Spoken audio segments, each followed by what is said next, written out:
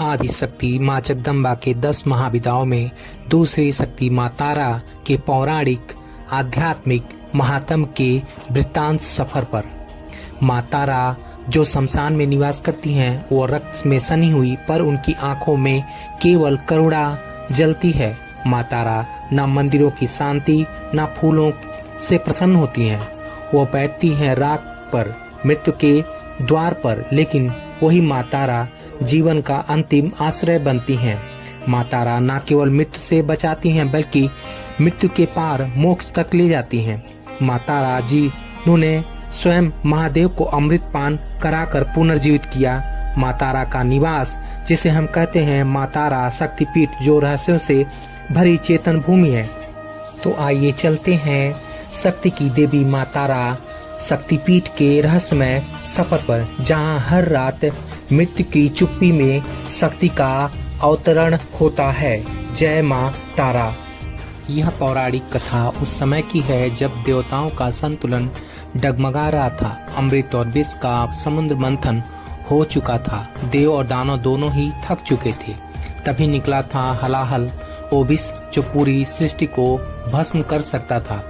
उसी समय जगत के कल्याण के लिए पिता महादेव ने वो विष अपने कंठ में रोक लिया, परंतु वह विष केवल कंठ में कहाँ रुका था। शिव अचल हो गए। विष ने उनके शरीर को जकड़ लिया। शिव जो समय के पार हैं, जिनका नाम ही महाकाल है, अब मृत्यु के निकट थे। देवता चिंतित थे, त्रिदेव मौन थे। सृष्टि का धैर्य टूट रहा था। शिव समाधि में चले गए। ना गति थी, ना श्वास, ना देवलोक में कोई साहस, ना धरती पर कोई समाधान। तब कुछ ऐसा हुआ जो पहले कभी नहीं हुआ। ब्रह्मांड ने एक पुकार सुनी शमशान से।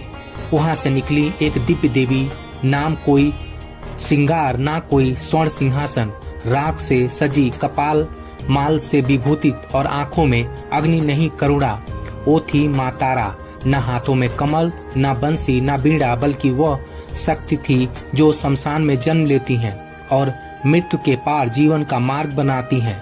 माँ तारा पहुंची कैलाश, जहां ब्रह्मांड का पालन करता अब निशक्त अवस्था में लेटे थे।